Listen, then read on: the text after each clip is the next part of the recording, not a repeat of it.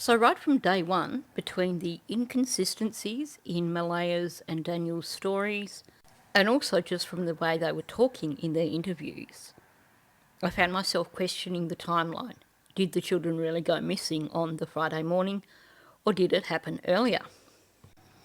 We know that the RCMP were told that the children were last seen or last heard around 8 a.m. that morning, and yet at the same time we know that they weren't actually called until 10 a.m. You've got this 2-hour gap when apparently Daniel and Malaya didn't notice the children missing.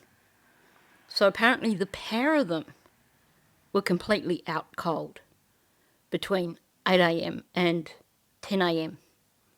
And I do say between 8 a.m. and 10 a.m.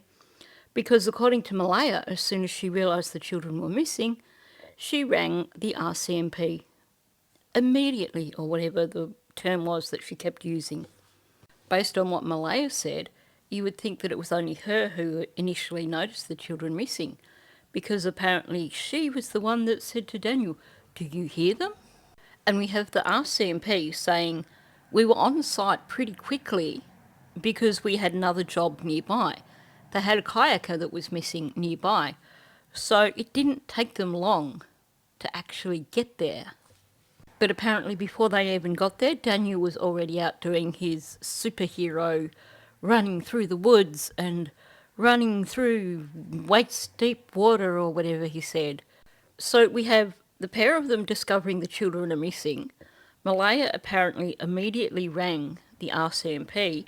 Daniel immediately headed bush and went searching out in the woods and on the trails.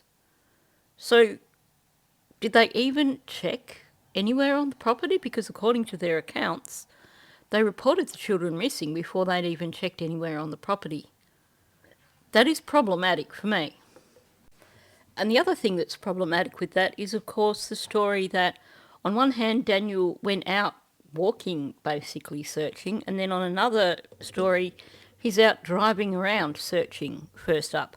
So they can't even get that part of the story straight, whatever it was that Daniel first did when he went searching for the children. But not only that, on top of saying that she immediately rang the RCMP, or she immediately rang 911, Malaya also says that they immediately went searching around the property for them. So it seems that both her and Daniel were living in some sort of parallel universe at the time that they discovered these children missing, because on one hand they were searching all around the property, on the other hand you have Malaya immediately ringing 911 and Daniel immediately going out searching in the car or searching on foot. And of course, on top of all that, the RCMP were told that the last time the children were seen or heard was around 8 a.m. that morning in their bedroom. And yet we have Janie claiming that, well, she heard them out on the swings at around 9 o'clock or sometime after that. But if Janie heard them around that time, why is it that even late in the afternoon of that Friday, searchers are still saying over the radio that the last time the children were seen or heard was 8 a.m? And of course, if Malaya did ring the RCMP immediately, given that the RCMP arrived pretty quickly, why wouldn't her and Daniel have still been searching the property when they arrived, as opposed to Daniel off searching God knows where else? There just seem to be countless questions over this timeline. So because of all the inconsistencies and the odd statements, many of us questioned if at the time when this story first came out, all we knew was that the children had been at school on Tuesday. They had not attended school on Wednesday or Thursday. So the question was, how do we know that nothing happened between Tuesday afternoon and Friday morning? How do we know that it was definitely Friday morning? And then, of course, we find out that RCMP have footage of the entire family on the Thursday afternoon, and they have witnesses who saw the entire family on the Thursday afternoon. And a lot of people went, okay, well, then maybe the Friday timeline is correct. And none of us stopped to think, okay, but that doesn't rule out the rest of Thursday. As far as we know, there's no evidence of the children having arrived home Thursday afternoon, and there's also no evidence of them actually being anywhere after that final sighting. We only have the word of 3 people that they went missing Friday morning, and none of those 3 people are even remotely credible. So in this video, I want to dig into that a little bit more, have a look at some of the things that were said, and see if it is a possibility that they did go missing on the Thursday afternoon or Thursday evening as opposed to Friday morning. So I'm going to start, of course, with the information that we have from the RCMP. So on the morning of May 2nd, approximately 10 a.m., RCMP officers received a call about 2 missing children in Lansdowne Station. The information at the time was that they wandered off away from the property, and I can tell you that our officers got at the scene very quickly, and we were monitoring the situation and hopefully finding the children very soon after that. In their bedroom, we had a call this morning and they haven't been seen since then. Otherwise, what are the details? Have they been gone a long time? 0800. So, of course, a huge shout out to Plunder for getting all that audio. Now, I know the first audio was a bit harder to hear, which is why I added the closed captions. But basically, it is pretty clear that the understanding that was given to the RCMP was that the children were last seen at 8 o'clock that morning. Now, if you've listened to the audio that Paula got, she actually got several days worth of dispatch audio, and not once on that dispatch audio is there mention of a revised timeline that would add in Janie's part of the story, her hearing them sometime after she spoke to her brother on the phone at 9 o'clock.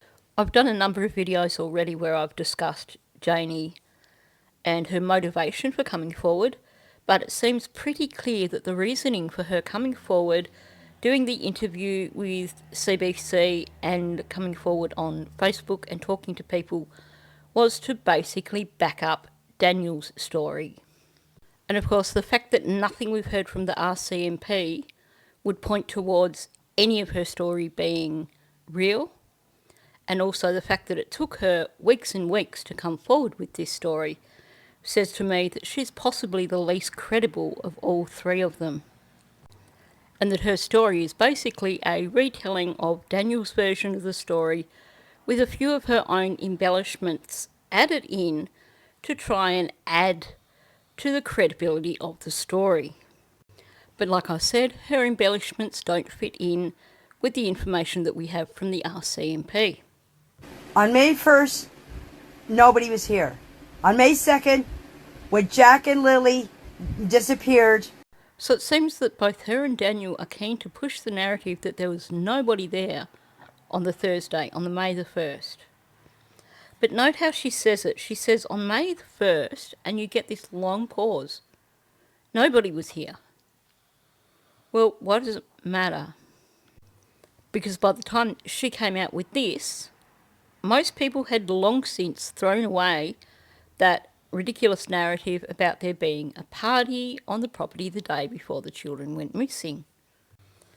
And I find myself wondering, given that her and Daniel both have to emphasise there was no one there on the Thursday, I wonder if maybe there was someone there on the Thursday, someone significant, and they don't want people to know about that.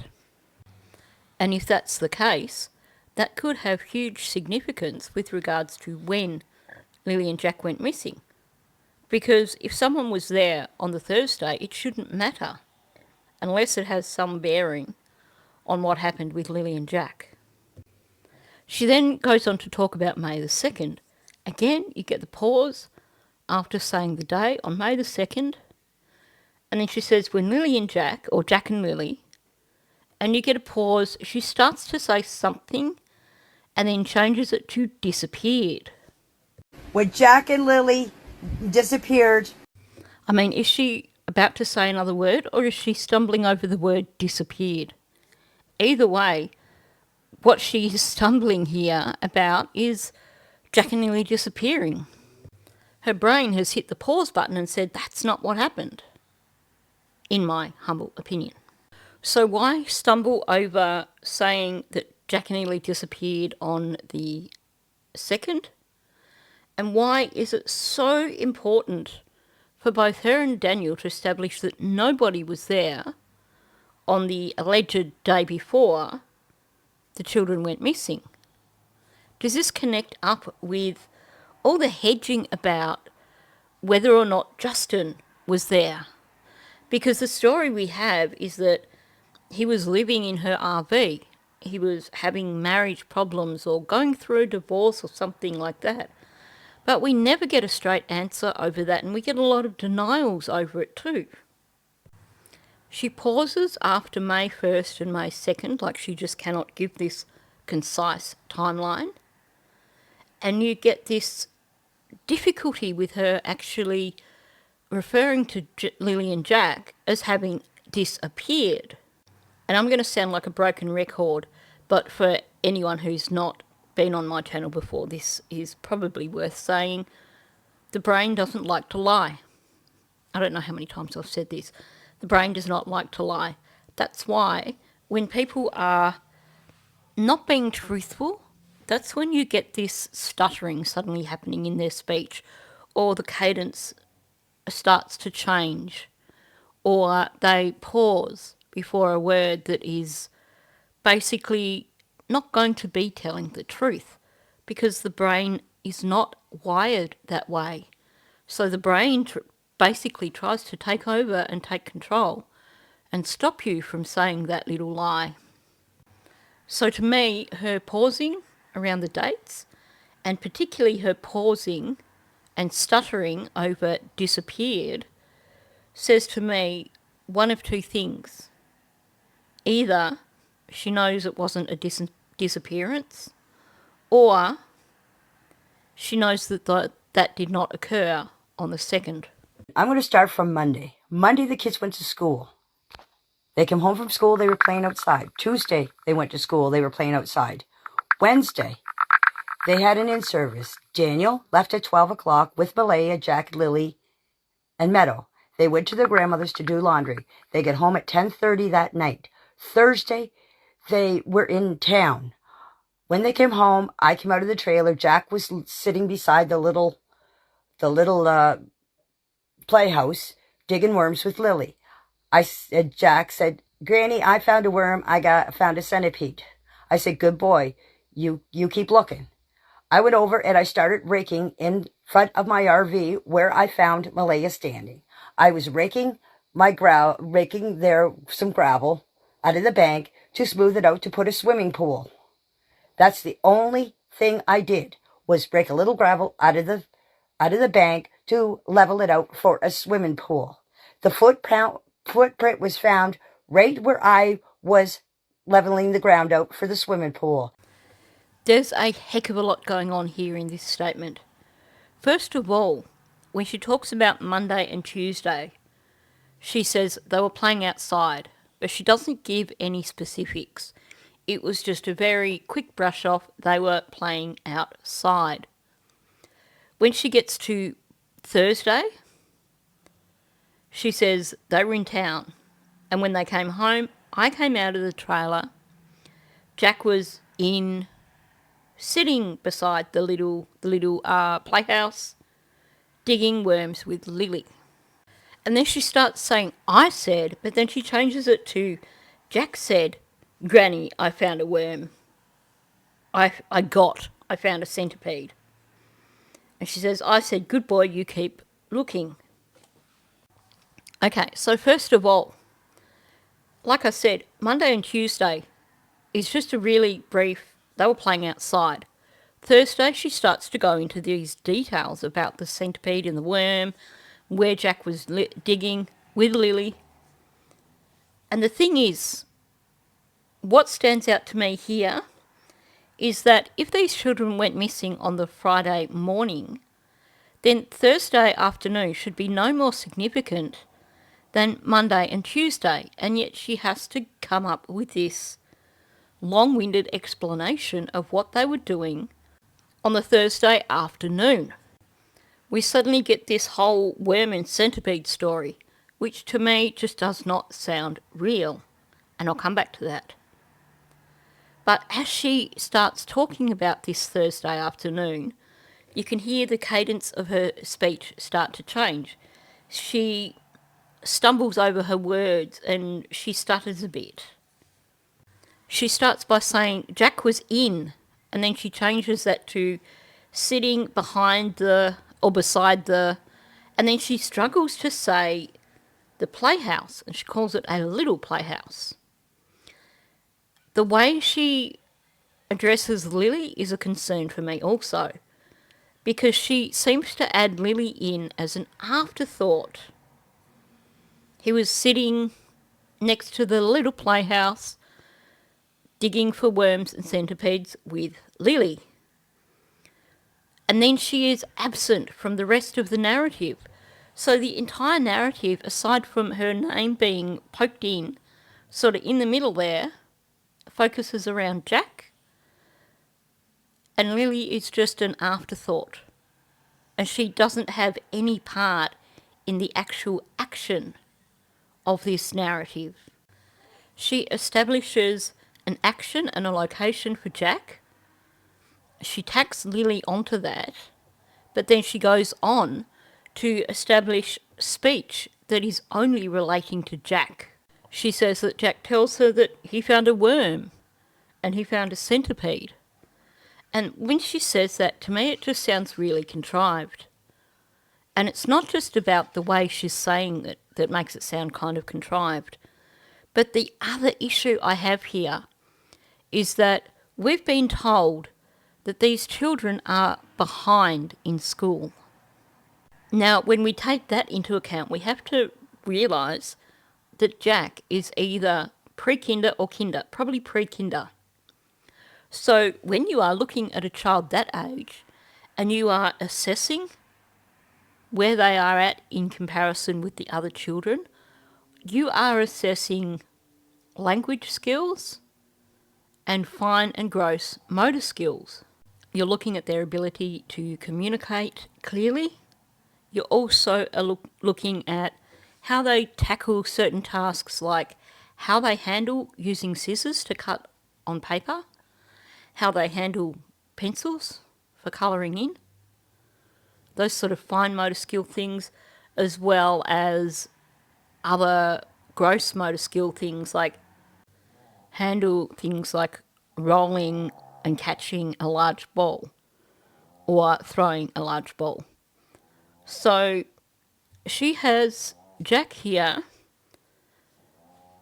digging in the garden and displaying pretty good fine motor skills if he can actually catch a worm before it digs down deeper, or a centipede before it scurries away.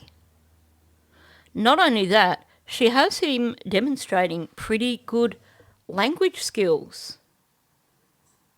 I found a worm. I found a centipede. He actually knows what the centipede is called, and he's going to name it up. Well, if this is true, then he should not be considered behind his peers at school. I would not expect a 4-year-old who is apparently struggling developmentally, he's behind developmentally, I would not expect him to be saying, I found a worm, I found a centipede. I would expect more to be like, look, probably not even a full sentence. If there was a full sentence, maybe it'd be like, look what I got. The way she's describing this situation to me just does not feel real. It feels to me like she's describing something that never happened, particularly given Lily's absence throughout the entire narrative. She adds her in just very quickly because she knows that they're supposed to be playing together according to everyone's narrative. So she adds her in, but like most poorly made up narratives, she forgets to give her a role in this narrative. She forgets to give her a voice in this narrative. If we listen to this narrative, then Lily is basically sitting there doing nothing and saying nothing. And if you think about what we know about these children, my assessment of these children would be that Lily would probably be ADHD. Jack, if I was going to look at what I've seen, I would say he is probably more likely ASD, autism spectrum disorder. Meaning, I would expect Lily to be the one getting down and dirty in the dirt, not Jack. I would expect Jack to be not wanting to get his hands dirty. I would also expect Lily to be the one doing the talking here, not Jack. So that, on top of what I've just said, just makes it all seem even less likely. And when you have someone giving a narrative and they throw something into the narrative that doesn't seem to have occurred, then you need to look closely at that particular part of the timeline. Why is it so important to establish this story about them being outside playing and digging for worms and centipedes on the Thursday afternoon? Particularly when the other days prior to them disappearing were just they were outside playing. To me, the need to create a solid narrative for Thursday afternoon is concerning, and it makes me think that we do need to look harder at Thursday afternoon. And we've heard her say in her interviews that she generally watches the kids from the trailer because she can hear them.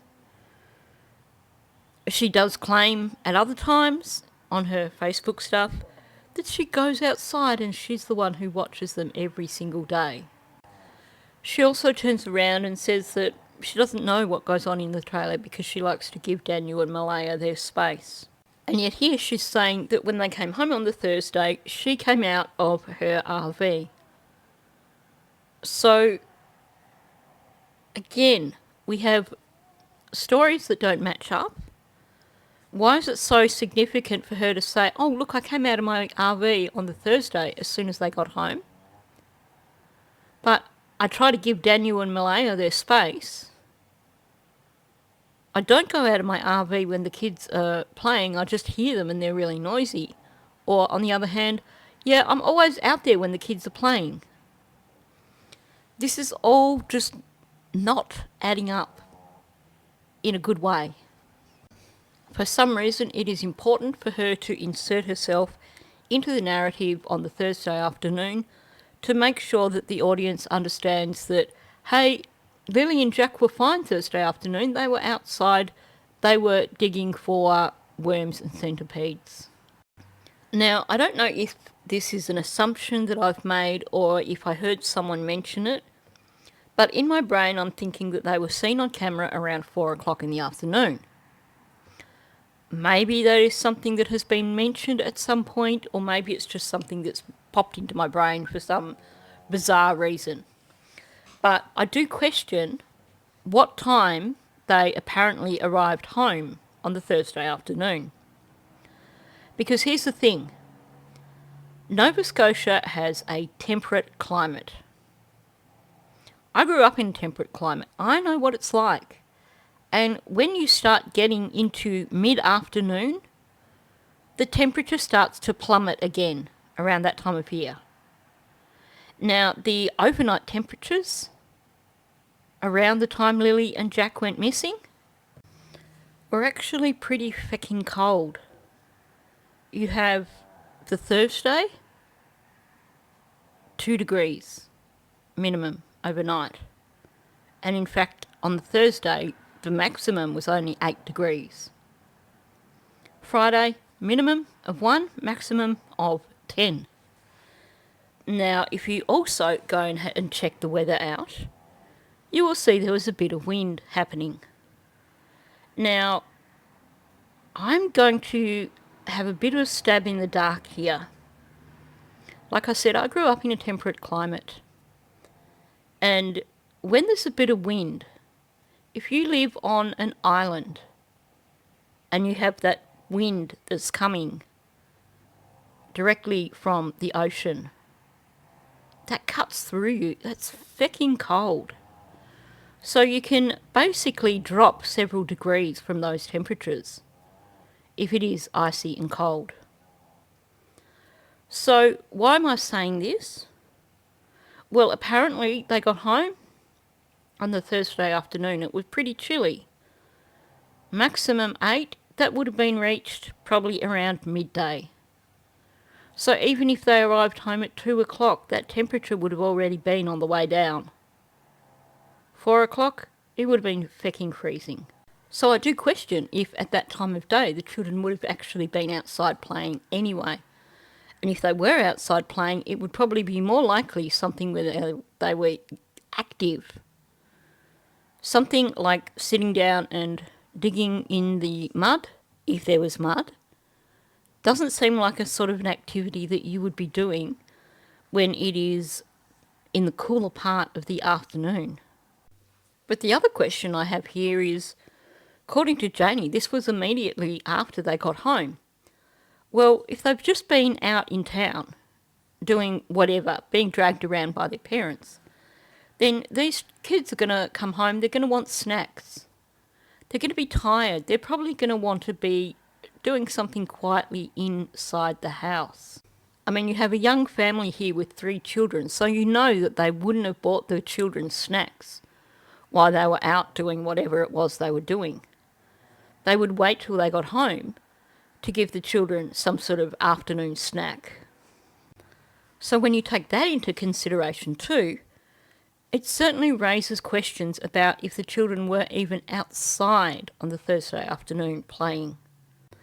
Now, the next bit that she says, and whether this occurs while the children are still digging for worms or whether this occurs afterwards, she doesn't really say. Janie does not give really clear timelines, I have to say. But she says, I was raking my ground, and then she stops herself and says, raking some gravel. And she points out that where was she doing it? She was doing it where she found Malaya standing. So you have these 2 separate parts of the narrative here that occur in exactly the same location. One is the afternoon of the first, the afternoon before the children supposedly went missing. The other one is the morning that the children went missing. So you have 2 separate parts of the timeline here, both of which are slightly questionable, and you have this action occurring in the exact location at both those times. In the afternoon before, she's there digging or scraping ground for a pool, and then when the kids go missing, Malaya's standing in that location with Meadow. And then, later on, we get the discovery of the boot print there. And let's be real, and I've said this a few times, so I'm not going to go into it in depth, but the whole pool story just does not ring true. So why is it so important to create a narrative for that one spot on the property for 2 separate times? She needs to create a narrative for the afternoon before the children supposedly went missing, and she needs to create a narrative for the morning that the children supposedly went missing.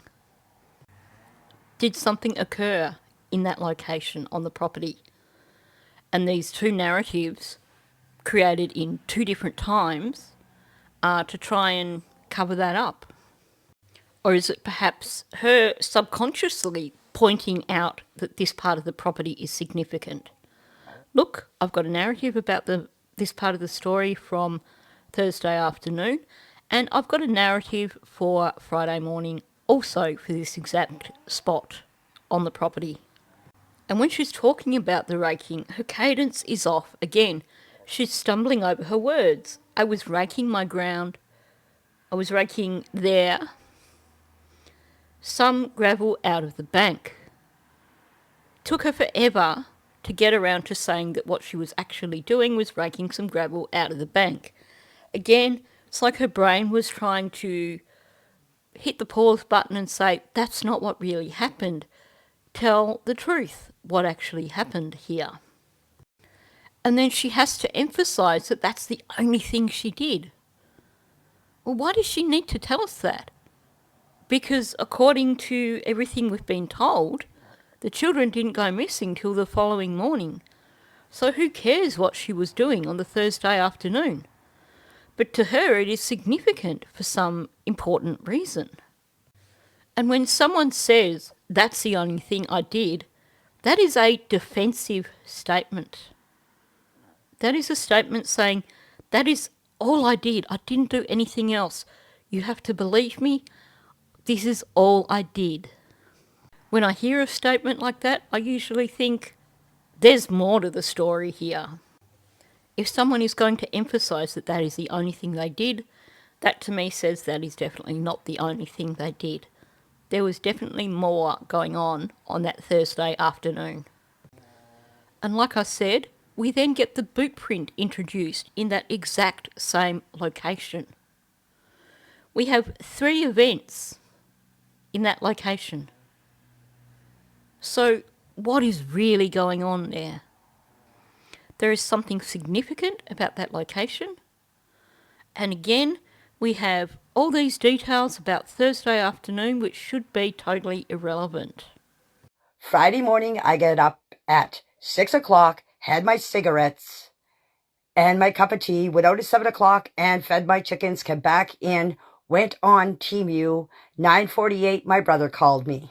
The only thing I can think of here in terms of why she has to be so detailed for this period of time that was apparently before the children went missing is that she's probably repeating something that she was asked to go through by RCMP. So I think in this case it's important to look at what is said and what is not said. So she says that she got up at 6 o'clock, had a cigarette, had tea, went out at 7 a.m. and fed the chickens. Then she says she came inside and she was on Temu until her brother called her at around 9:48. Now she makes a mistake there because in the next clip that you'll see, she actually shows her phone and you can see that that phone call occurred at 8:48, not 9:48. That's an easy mistake to make. I don't think that is hugely significant. What is significant is that once again she is focusing on a time frame from before these children supposedly went missing. It doesn't matter what happened at 6 a.m. or 7 a.m. because apparently the children were last seen or last heard at 8 a.m. So that shouldn't matter what was occurring between 6 a.m. and 8 a.m. And we have this gap in time up until 8:48, which is when her brother called her, but it was only a brief phone call. What is missing from this narrative is any mention of the children having gone outside. What is also missing from this narrative and the subsequent narrative is any mention of Justin. If it is true that he was staying with her because his marriage was falling apart, then he should be included in this narrative. And yet he is conspicuously absent from anything relating to the children going missing. We have, at a later date, him and Janie apparently going out on the four-wheeler, searching for the children. But there's certainly no indication here of whether or not he was on the property that morning. So it's the morning of May 2nd. Take me through what happened. Okay, I was up at 6 o'clock, sat in there and had my tea, and then on Facebook, 7 o'clock, I get up, come over here, fed my chickens. My brother, Ron, called me at 8:48 and asked me if I wanted to go to town with him. And I said, no. I said, I'm staying home. I said, I'm going back to bed. Okay, I went and I laid down. Next thing you know, my dog started barking and the kids were out in the yard. The next thing I heard is I heard Daniel yelling. He was yelling for Jack and Lily. I didn't get up because I thought he was yelling for Jack and Lily in the house. Okay, so like I said, in that instance, you can see on her phone that it actually was 8:48 that her brother called her. But there's some inconsistencies here. She claims that she got up at 6 o'clock, or originally she claimed she got up at 6 o'clock And then after feeding the chickens, she came inside and she was on Temu. This time round, she claims that she got up at 6 a.m, she had tea and she was on Facebook before she went out and fed the chickens. Now, you can actually see on the screen of her phone that she was making a Facebook audio call prior to 8:48. However, we can't see what time that call was made or whether that was made that day or the day before. But there is that inconsistency of her claiming that, well, after 7 a.m. she was on Temu. And then she claims that between 6 and 7, that's when she was on Facebook. So already in terms of social media or, shopping, online shopping, she's giving two stories here. Sure, it's possible that she did both. But like I said, the way she's saying this story sounds like she's already gone through it with someone else. RCMP, most likely. Meaning that I would expect it to be consistent, not to have these inconsistencies occurring. Now, in the second telling, this is when she introduces the children being outside. She claims that she went back to bed after speaking to her brother, or she said she was going to go back to bed, but then she heard the children outside playing. And then apparently the next thing she hears is Daniel yelling. I've got a huge, huge problem with this. She talks about how loud the kids are when they're outside playing. She talks about how much her dog barks at the children when they're outside playing. So it's not possible that she could have dozed off in between the children going outside playing and Daniel calling for them. Meaning that there is something not right with this timeline here at all. Because at some point in time, these children would have had to have gone silent for Daniel to suddenly be outside calling for them and for them to be missing. And yet she doesn't actually notice that occurring at any point in time. I mean, is she trying to tell us that the children came outside, they were playing, they were being really loud, and then, within a matter of minutes, they'd gone completely silent and Daniel's outside calling for them? Because that could be the way you would take her narrative based on what she's saying here.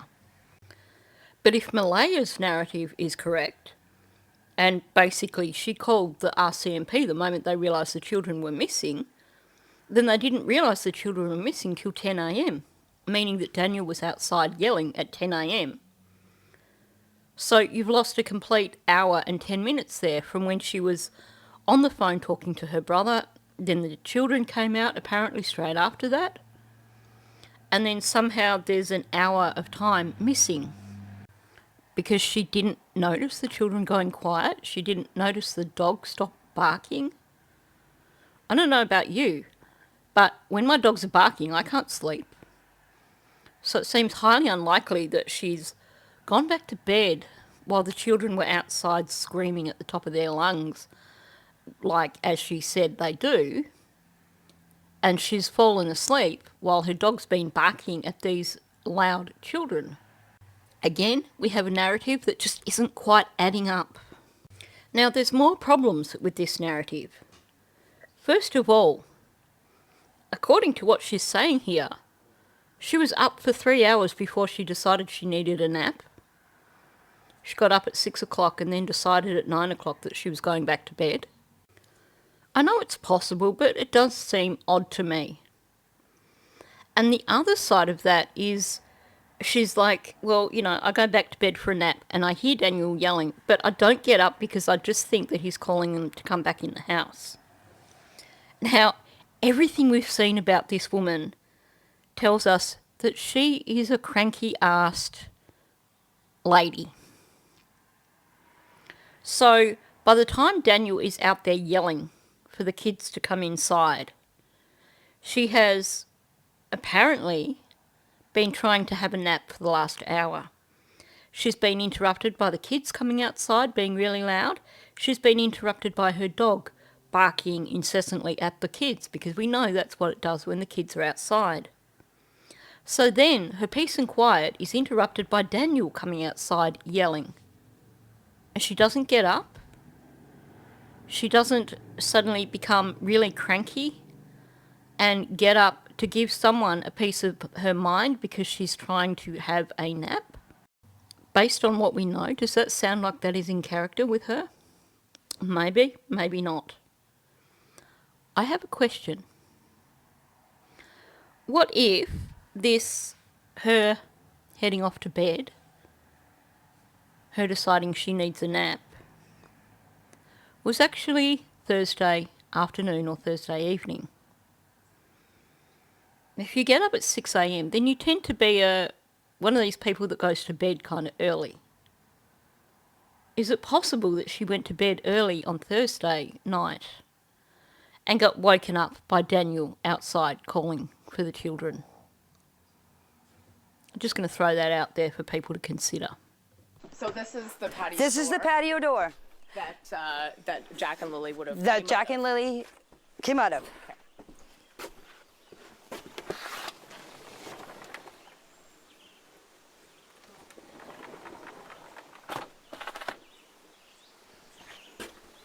And so tell us why we've heard about the patio door. Because everybody's saying on Facebook, on YouTube, on TikTok that the patio door makes a noise, and why they didn't hear the door open. The bedroom is back there. Okay.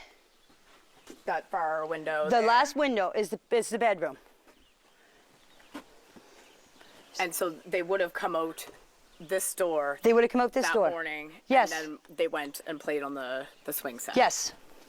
Again, we have something that is slightly problematic.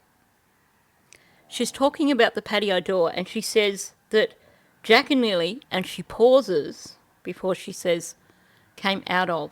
Again, we don't have the fluency that we would expect if someone was actually just telling us what had occurred. This is the door that they came out of. This is the door that they snuck out of and we didn't hear them and then they went missing. But instead, we get the stilted speech. This is the door that Jack and Lily came out of. And pausing directly before saying came out of makes me question, again, if the door story is actually truthful at all. Is this just a made-up part of the story and she's just reinforcing it because that's what Malaya and Daniel have said? I actually feel that there is too much emphasis on this door from everybody. Not only that, but when you hear people discussing this door, you don't get the fluency of someone who is relating something that occurred. As for the too much emphasis on the door, we have Malaya giving this really long, detailed explanation. And you have Janie, on the other hand, tripping over the words, talking about the children getting out the door. Now, it's at this point where I need to do a shout out to a content creator called AB Balance, because he picked up on something that I missed. This is a really great point. Talking about the door. And she's asked, what is the significance of the door? And she doesn't say that's how they got out and they weren't heard by anybody. Instead, she goes straight into defensive mode and has to talk about the social media comments that were made about the door being loud. The focus here for her is not about the fact that the children got out through that door and didn't get heard, but the focus is about people on social media accusing Daniel and Malaya of lying, and she wants to prove that they didn't lie. And it's the reporter who has to prompt her over the significance of the door. She says, they would have come out the door, or they would have come out this door that morning. It's a subtle difference, but Janie is more determined to defend the narrative than to actually support the narrative. And it's the reporter, not Janie, that has to point out the significance of that door. Friday, all the investigators, search and rescue and everything. Right around here was where they found the only footprint. This is where the boot. This is where I was raking that night. That's where the boot print was found, in the mud where I was raking. Okay, this is one of those statements that grabbed me the moment I heard it.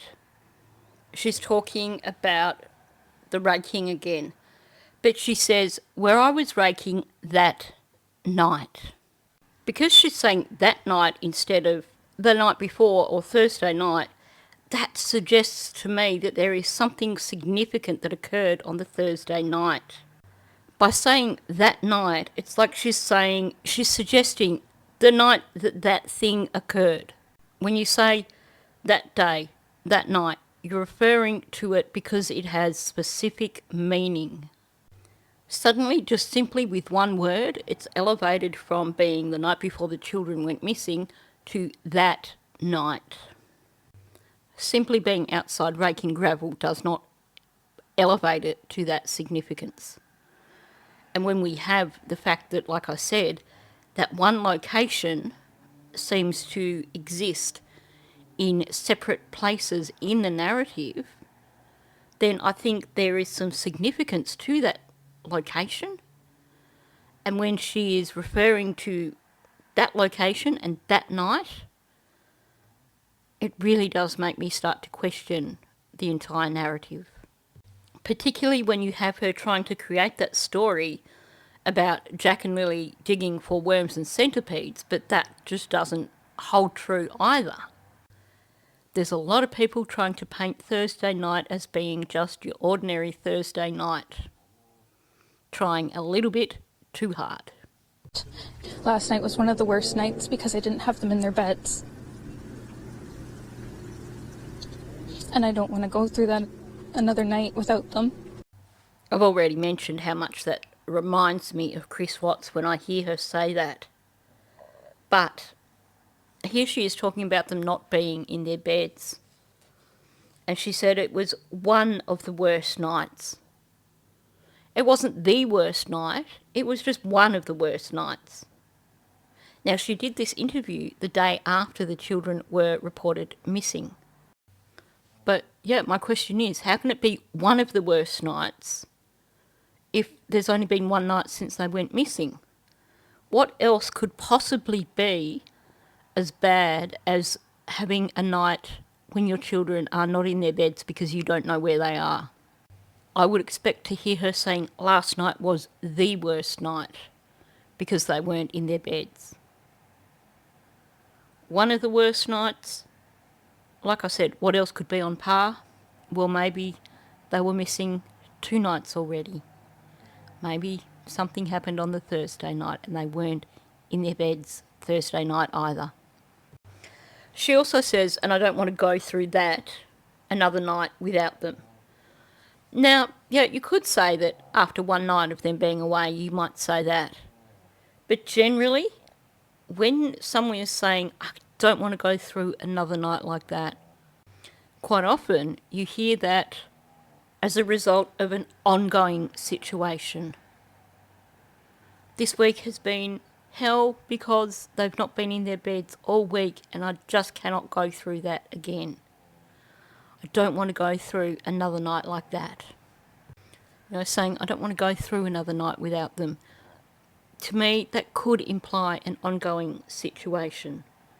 That this is not the first night, that it's become unbearable because it has occurred over a number of nights. Now, I'm willing to say that I could be wrong on that one, but I did want to point that out because I think it is something that could be significant. The last few days have been very stressful. I mean, ever since the Friday morning when we noticed that the children were gone. Now, I've gone back over the weather for those days around when the children went missing. And based on how much it was raining, then that would have had to have been Friday afternoon or Sunday. I'm going to presume that it's Sunday, given that he was saying the last couple of days. So, yep, okay, that could ring true, saying that the last few days have been stressful. if in fact this interview was done on the Sunday and not the Friday afternoon. But when he's talking about Friday morning, he says, ever since the Friday morning, and he pauses, when we noticed that the children were gone. Again, you have him stumbling over the words. He's stumbling over Friday in terms of the timeline of when the children went missing. He has trouble spitting that out. And I originally thought that when he said that, when we noticed that the kids, and then changed to children, were gone, that maybe his alteration of his speech there from kids to children was to try and elevate their importance in terms of their significance to him. Now, it's more something you would expect from an older generation, but it is quite possible that there is someone in his life who has pushed that whole grammatical thing of they're not kids, they're not baby goats, they're children, and encouraged him to use that type of language when referring to children. It is, like I said, very old-fashioned, but to me, I originally thought, well, him switching from kids to children may be a reflection of that sort of influence, and that he is trying to show his respect for the children in terms of changing from kids to children. But then when you look at the way he is stuttering over that whole sentence there, he struggles to say Friday morning. He bumbles before he gets through Friday. So it is possible when he's saying that we noticed the kids, and then he pauses, the children were gone, that his brain was basically wanting to go ahead and say, notice the kids were something else as opposed to were gone. And then having paused, to cover for the pause, he's changed it to children. So essentially he is stumbling over Friday morning in terms of when this occurred, and stumbling over that they were gone in terms of what occurred. So I think that is kind of significant. But what also stands out to me here is that he needs to point out the importance of Friday morning. It's been stressful ever since Friday morning. Why is that? Because that's when the children went missing. It should be a given the moment he mentions Friday morning that the reason he's saying it's been stressful since Friday morning is because of the children going missing. And yet he has to emphasise it. Friday morning, because of this thing that happened on Friday morning. So if he really has to emphasise that this is what occurred Friday morning, makes me question if that is actually when whatever occurred with these children actually did occur. The children are thought to have wandered away from their home in Lansdowne Station on Friday morning. Martel believes they were only gone for about 20 minutes before he and their mother noticed they were missing. So saying that they were gone for only 20 minutes does not fit the narrative. The report to the RCMP was that they were last seen or heard was at 8 a.m. You have Janie claiming that Daniel was calling them sometime after 9 a.m. Malaya saying that she immediately called the RCMP at 10 a.m. None of those times match at all. Because if they were only gone 20 minutes, then they should have been ringing the RCMP at 20 past 8 in the morning, which would, of course, completely blow Janie's narrative out the window.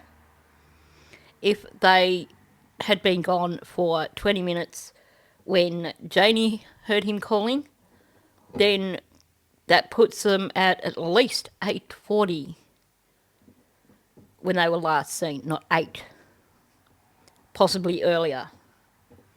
And of course, according to Malaya, if they rang at 10 a.m. to report them missing, then the latest they would have been seen was 9:40.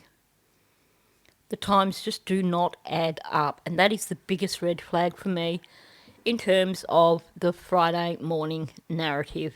The very first day I wasn't around very much because I was just searching. I was running through the woods.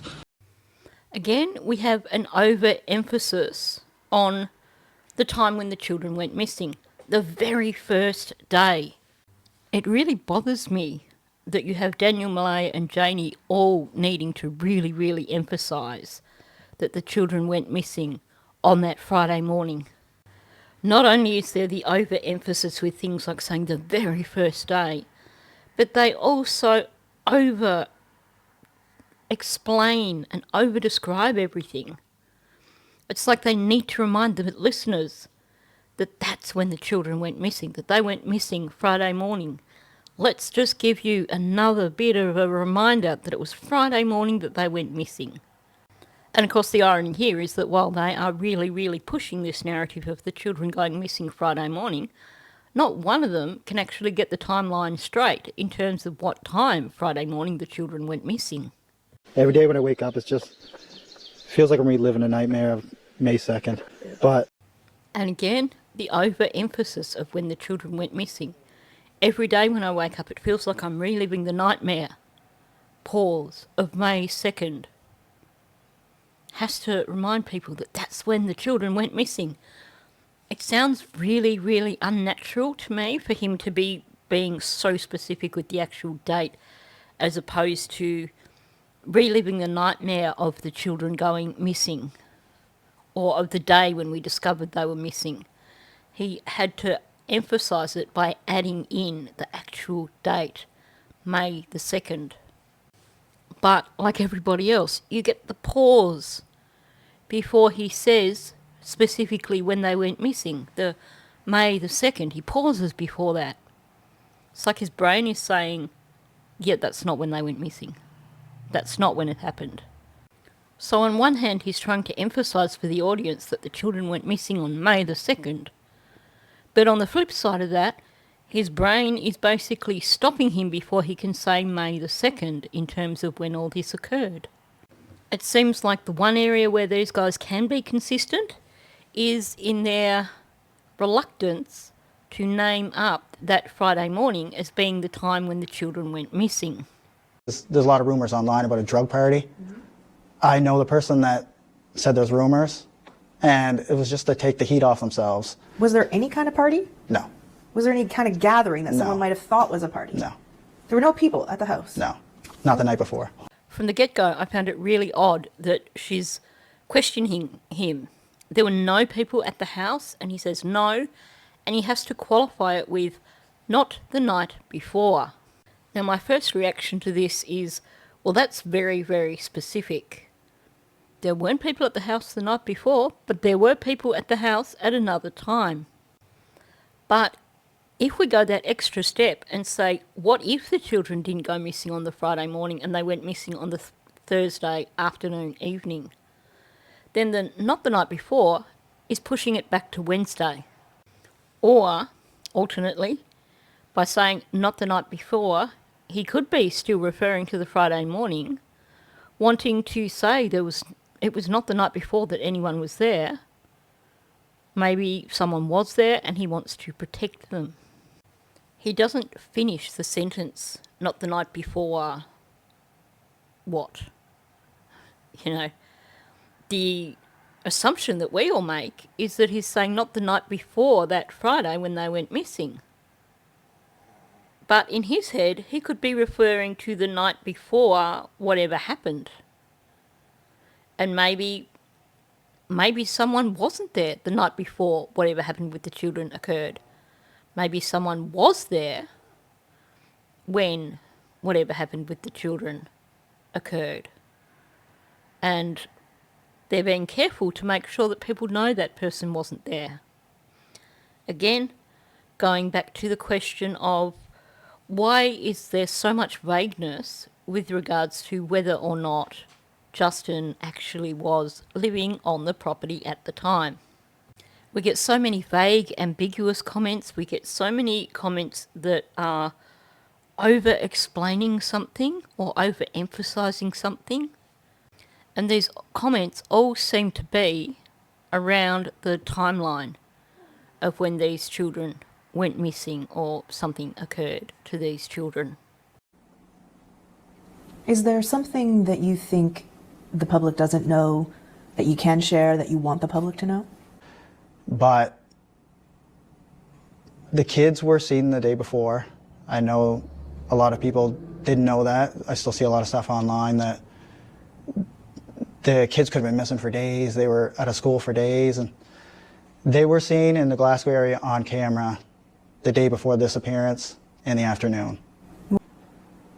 So for all the speculation, they were gone days ahead of time, or they were seen the afternoon on camera before the disappearance.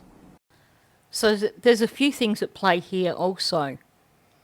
She asks him, what's something that you really want the public to know? What's something that to you is really important for them to know? And for him, the most important thing for people to know is they were seen on camera on the Thursday afternoon. So all these people that are speculating that they didn't go missing before the Friday morning, you're wrong, because they were seen on camera on the Thursday afternoon. This is the thing that to him is most important. And essentially, he is trying to convince the listener that because they were seen on camera on the Thursday afternoon, you have to now believe me that they went missing on the Friday morning. But when you listen to the way he's saying it, I have questions. After Janie referring to that night, he says they were seen the afternoon, and you get a pause, on camera, pause, before the disappearance. So again, in terms of the fluency of how he's speaking, he is pausing continually as he's trying to spit out this notion of them being seen the afternoon before they went missing. But the way he says it could actually be seen as the afternoon that they went missing, because he throws in before the disappearance as the last thought. They were seen the afternoon on camera. The afternoon of what? The afternoon without any other information there makes that afternoon significant. Again, it shouldn't be significant because they supposedly went missing on the Friday morning. So there should have been more of a qualifier there. They were seen on camera the afternoon before the Friday morning when they went missing. But the way he says it is, it's a bit stilted, and he throws in before the disappearance, after a pause, at the end of referring to it as the afternoon. Honestly, if I knew nothing about this case and I heard him say that they were seen the afternoon on camera before the disappearance, I would immediately think that he was saying the afternoon that they disappeared, they were seen on camera before they disappeared. There's nothing in what he's saying here that establishes that it was the day before, the afternoon of the day before. It's just the afternoon. Given that what he's talking about here is the disappearance, they were seen on camera the afternoon of the disappearance. Could be quite easily the interpretation that you put to what he's saying here. And the fact that this is the most important bit of information that he wants the public to have, I think that is hugely significant. He's not offering up any information here that might help to find Lily and Jack. It's not, this is the most important thing I think people should know, and that is that we've figured out that Jack was wearing this precise top.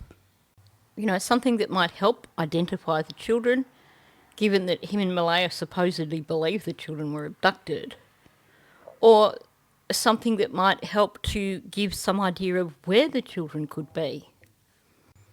Maybe even to you the most important bit of information could be, we just want the children returned, and if someone is willing to just drop them off at the nearest police station, no questions asked, we won't pursue any further action. But nothing at all like that All we have here is it's important to him that people know that the children were actually sighted the afternoon before they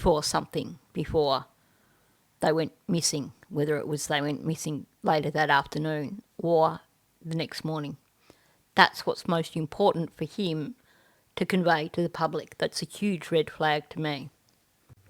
You know, giving that clarification with the timeline is one of the last things that's going to help the public to figure out what happened to these children. It's one of the last things that's going to help to bring Lily and Jack home, because it's not a bit of useful information for the public as opposed to saying we've figured out that Jack was wearing this, or we think that there may have been a car that looked like this involved or something. And they happen to just get out that sliding door and we can't hear it when it opens. And they were outside playing, but we weren't aware of it at the time. And the next thing we knew, it was quiet. And we get up and I tell him, my partner, Daniel, I tell him, do you hear the kids? And he says, no. And we get up instantly. We're looking outside. We're looking everywhere, yelling for them. And I instantly just call 911. So, as I mentioned at the start of this video, it seems like they were all living in multiple parallel universes on the morning of 2nd of May. For Malaya, she instantly went searching all around the property. And while she was instantly searching around the property, she also instantly called 911 because she just had this gut feeling that she needed to. Daniel was in one of those parallel universes with her because he was instantly searching alongside her by the sounds of it, but at the same time he was instantly running through the woods like a superhero and instantly hopping in his car and driving around and checking all the culverts and drains and everything. Now, I know that in the clips that I've played, there isn't an outright slip from anyone where they basically say that it occurred on the Thursday afternoon or the Thursday evening. But there's certainly a number of things there that give me pause and make me question if the children did actually go missing on the Friday morning, or if whatever occurred happened on the Thursday afternoon or the Thursday night. We have Janie talking about getting up at 6 a.m. on that Friday morning. That time is possibly significant. Maybe something occurred on the Thursday afternoon or the Thursday night and Daniel sprang into action, or they all sprang into action at 6 a.m. the following morning. Either way, if whatever occurred to these children occurred earlier than Friday morning, that gave them a much larger head start over the RCMP, which would explain why the RCMP have had such a hard time trying to figure out what happened to these children. I think we can be pretty confident now that whatever happened to these children occurred in the home or in the yard. In other words, basically, we are looking at Daniel and Malaya. Either one of them is responsible and the other one is helping to cover it up, or they are both responsible. Janie also knows what happened and she is helping to cover it up. We also have the mysterious Justin, who may or may not have been on the property at the time when something happened to these children.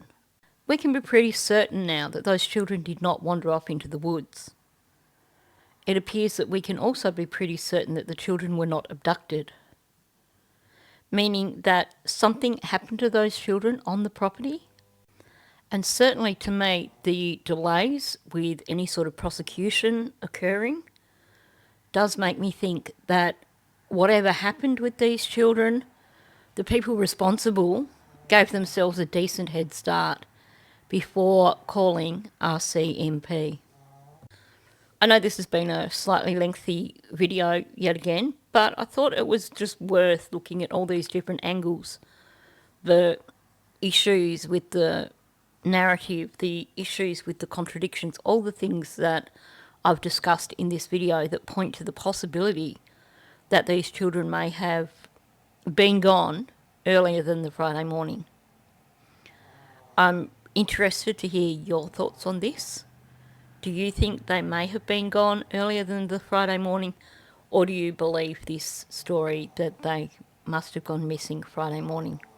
So, on that note, thanks for listening. If you are new to my channel, please subscribe. Also, please hit that like button. That's what tells YouTube that these videos are worth watching, gets them out into the algorithm so that more people can see them. And of course, please leave a comment below. I really would like to know your thoughts on when you think these children actually disappeared, to quote Daniel. So thank you, and I'll catch you in the next one.